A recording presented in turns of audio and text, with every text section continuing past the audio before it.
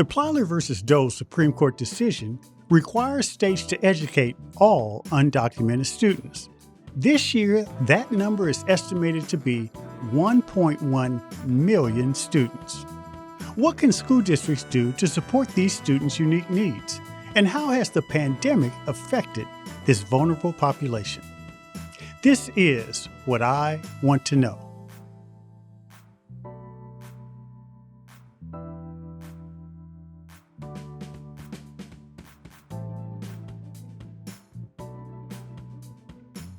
Today, I'm joined by Dr. Monica Goldson, the CEO of Prince George's County Schools, to talk about undocumented students in our educational system. Dr. Monica Goldson is the CEO of Prince George's County Public School System, a diverse district that serves more than 136,000 students. She has worked in the district her entire career. Her first job was as a high school math teacher. She moved on to become a principal, chief of operations, and deputy superintendent before being named CEO in 2019. Today, Prince George's County Public Schools has the fourth largest population of undocumented minors in the country. Monica, welcome to the show. Thank you just for even having me here to talk about the place I love, and that's Prince George's County. You have a unique vantage point about Prince George's County, Maryland. You were a student there, an educator, administrator, and now as CEO of Prince George's County Public Schools. You know the county inside and out. I want to talk to you about a number of things, that particularly are undocumented students that you serve. But before we do that, you've seen a lot of changes in terms of the demographics and the economics of the county. How do you view the county compared to when you were a student many years ago? We've had a 300% increase in our English language learners since 2004. 300%? 300%. I have a school district I have the opportunity to represent that's 134,000 students, but 28,000 of them are English language learners. We have the highest percentage in the state of Maryland, and our demographics continue to change. What most people would not believe that is what you would have in Prince George's County. But I'm proud to represent this diverse population of students we have. How do you shield yourself from the rancor and divisiveness and the rhetoric associated with immigration politics? Yeah, first, we make sure that our own policies are policies that are inclusive, that allow that inclusivity. And that allows us to say when there are adult issues and the politics gets into play, that these are our policies. This is what we follow.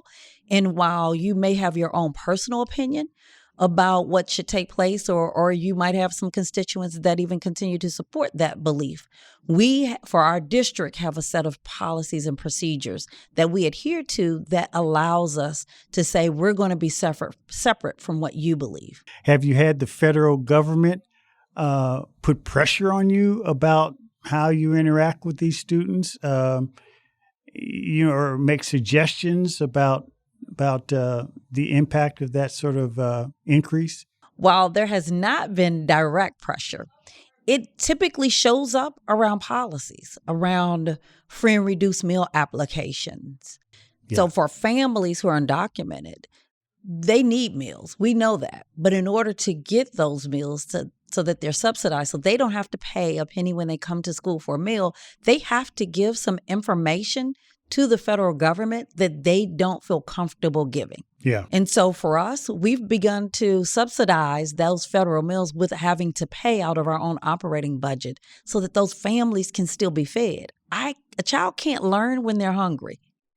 And that child didn't ask to be put in a situation where their parents don't feel comfortable sharing their immigration status or their employment status. So, to be clear, the federal government pays for, free and reduced lunch and meals, and you do have to fill out information about the students to make sure they qualify.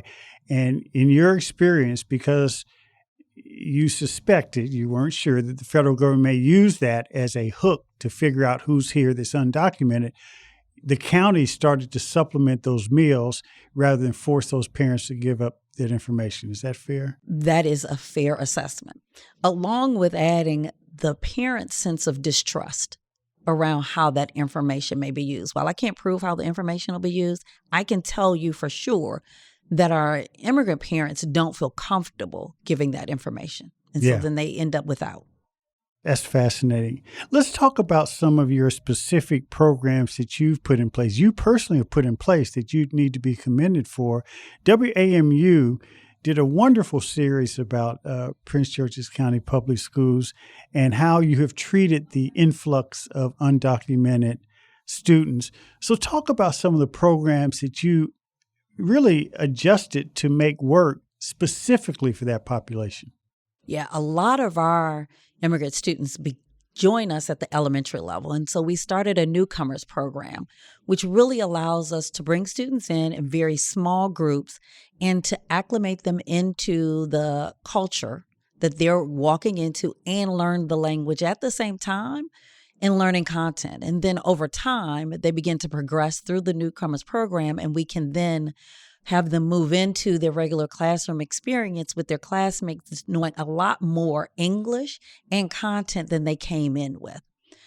We also started 2 international high schools where students literally are come in at grade 9, and they don't follow the traditional way that we grade our students. It really is content and competency based. It allows our students to work through content at their own pace. They have professional school counselors, social advocates, social workers that help them to advocate through their high school experience, and that helps to make sure if they so choose to go into a post-secondary experience at a community college or college level, that they're able to do that. And we have found that program has been extremely beneficial to students who were hesitant before because of their desire or concern around getting a Social Security number. Now, you have an entrenched community of longtime Prince George's County citizens. I'm often struck by the fact that many Prince George's County citizens, like you, they've been in the county for a while, their parents were in the county for a while. How did your parents, and you have one of the largest school districts in the country, how did your parents, those entrenched, ingrained families, react and respond to the influx of undocumented students? Because in some places it can be more dicey than others. Yeah, I won't sugarcoat it. For sure, when we first entered into this large increase of immigrant students, we had to begin to educate our community. Yeah. And we really did have to share that even in our own school system, our students represent 152 countries and 142 languages. And so what you can't do is begin to think that you can put students in one box or the other. It's very easy because we fill out many applications where we check off our race and we just assume that that represents our community, but it doesn't. And we continue to have to educate our community. But at the end of the day, they're our children. Children don't ask to be put in the situation they're put in. It is our job to take what we have and to create citizens that are going to help our community in the long run.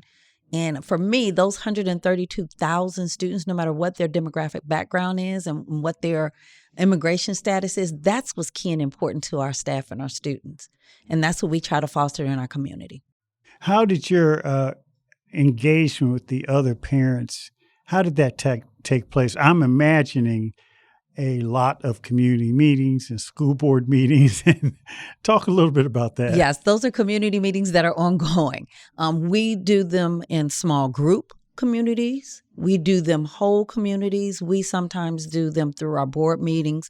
I will meet with organizations. And I spend a lot of time helping to promote those organizations who are also partners to us. So I'm a firm believer it takes a village. I can tell you this pandemic, I think, has helped to embrace humanity for many people in our community. Clearly, we left March 13th believing that we would be out of school for 2 weeks.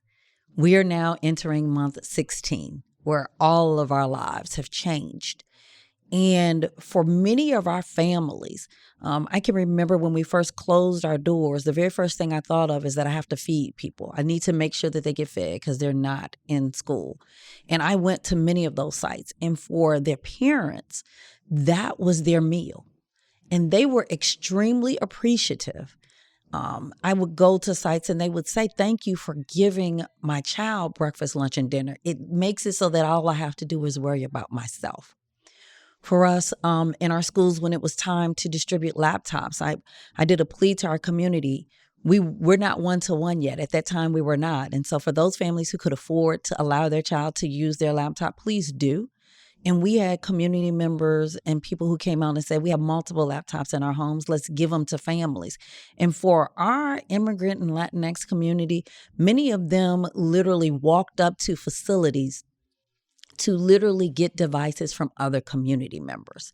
We are the safe haven for our families. And because of that, we had to open 9 parent centers during the pandemic that our parents could go to. So what we learned early on, and we knew about our communities, that our Latinx parents believe in brick and mortar.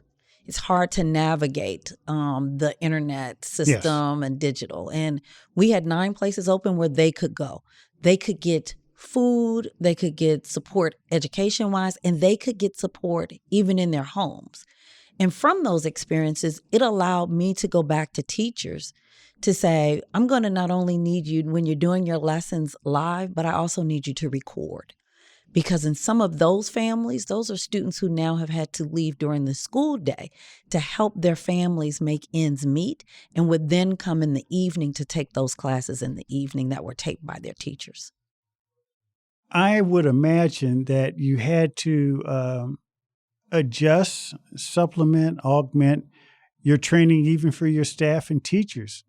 So talk a little bit about that. Yeah, we have definitely had to change our training for teachers. And while this is not new to us, as I shared, our numbers of students have continued to increase since the early 2000s around our student population. We still continue to have to do professional development frequently, annually, around new strategies, and monthly, just so that we can keep up with what we can do to support our families. What we're grateful for is even when this pandemic started, we had an opportunity then to go back and train all staff around strategies and supports that typically I think we might have taken for granted.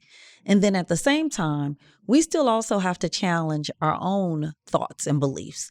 And so I've done 2 book studies now. The first one was on implicit bias last summer, and this summer was on a book entitled "This Book is Anti-Racist." And it allows us to really hone in on what our own personal beliefs are so that we can begin to look at each person individually and still meet them and support them.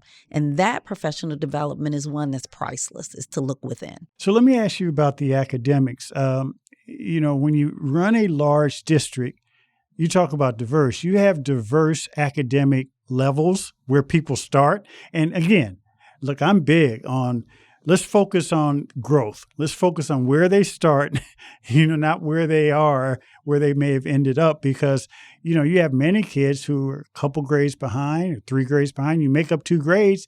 You may not be at proficiency, but you have shown growth. And for undocumented immigrant students who don't speak English, many of them, and some haven't been in schools for months or years, talk to me about how the academics are going, first with the undocumented students, but just generally with what's going on in your district. Yeah.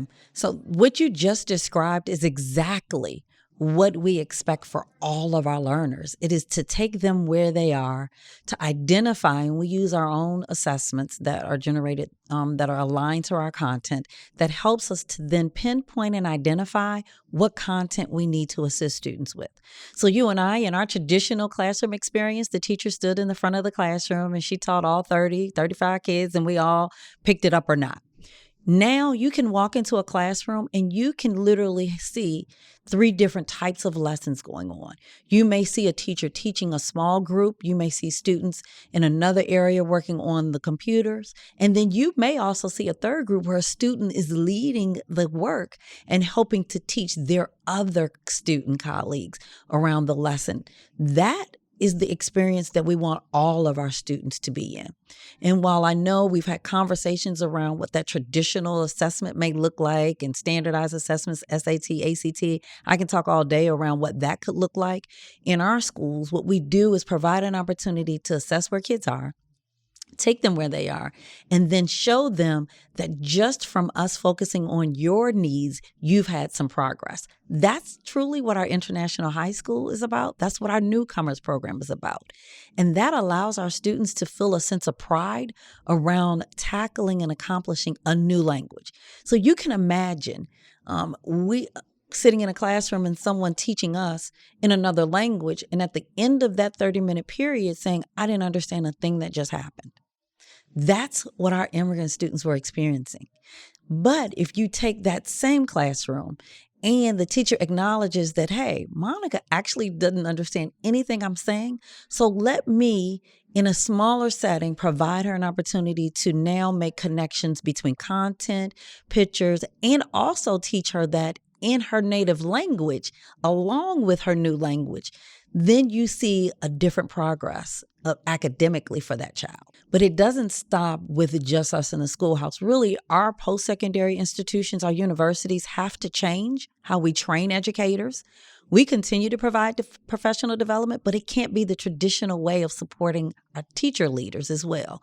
And that's also why we all are, I'm sure, very strong advocates around increased pay for educators, but it's not the same. And that's because they really are taking on a classroom of 30 different types of learners and giving them exactly what you said, individualized learning. And that takes a special kind of educator to do that.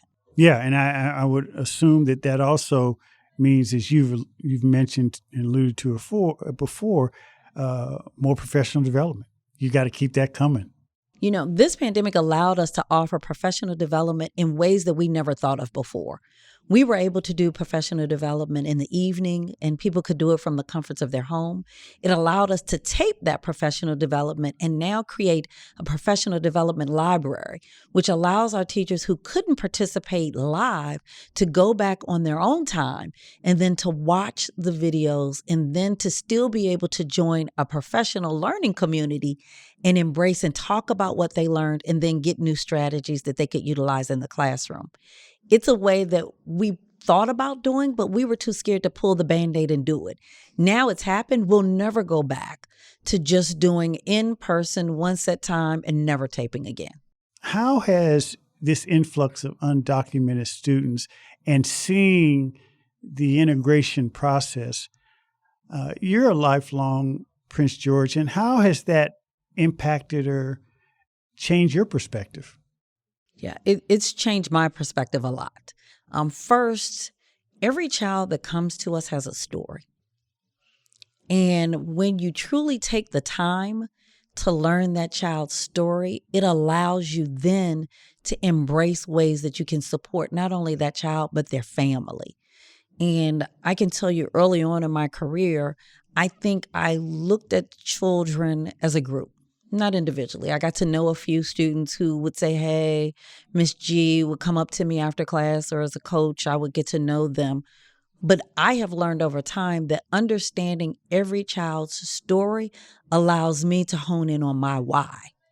And I charge every educator to hone in on why they do the job that they do. And when you fully understand each child's plight, it allows you to then begin to support them in ways that you never thought you could, and to think outside the box on ways that you can do that in non-traditional ways. So this is what I really want to know. The pandemic has forced a global reset in all areas of life, even education. So what best practices would you share to peers, other superintendents, on how to help educate and integrate undocumented students in their school districts? The very first thing I would tell them to do is to look within, and that starts with their own personal policies. Believe it or not, we had policies that existed that kept people out. And many times when we looked at our own data, we realized the people we were keeping out were the ones we said, oh, they just don't want to participate. No, it was us who created a structure that didn't allow them to. So start first with policy. The second is to really then to look at how you spend your money. And we began to look at how we spent our per pupil expenditure on every child, who they were, how much we spent on each child. It was an eye opener. It was not a pleasant taste to the palate when we looked at who we were spending a large amount of our money on. And then we truly had to have our own personal conversation about our own beliefs. What is it that we truly believe? Do we believe in educating all, or is it just a banner that's at the front of a school when you walk in? And if we do, what practices do we have to change? It's why we have already created a goal that by 2030, every core content will be taught in Spanish so that our students who come to us can get that content in the language that they learn, that they came to us with. We always boast that we want people to be bilingual, but then we turn around and offer courses in just one language, unless you're taking a world language course. So it has caused us to really do our own deep dive. And in that analysis is when we realized that we also had to do some soul searching and changing of everyone. And that's why we do a book study now. This is the second summer we've done a book study. It is volunteer. I've had 1,000 of my closest friends who join me in a book study every week. And we break out into small groups of 5 out of that 1,000. So you can imagine, and those are led by other leaders, teacher leaders, central office that are reading the book at the same time. And we are all being vulnerable around what we came to the table believing and what after the conclusion of reading, we're going to change in our actions. Dr. Monica Goldson, you're doing amazing work. Thank you for all you do for the children of your county and state. And thank you for joining the show. Thank you for having this true, courageous conversation and allowing people to take a time to reflect on their own actions and see how we are embracing our immigrant students. Thank you. Thank you. Thanks for joining What I Want to Know. Be sure to follow and subscribe to the show on Apple Podcasts, Spotify, or your favorite podcast app. And don't forget to write a review, too. Explore other episodes and dive into our discussions on the future of education. I also encourage you to join the conversation and let me know what you want to know using hashtag WIWTK on social media. That's hashtag WIWTK on social media. For more information on Stride, visit stridelearning.com. I'm your host, Kevin P. Chavis. Thank you for joining What I Want to Know.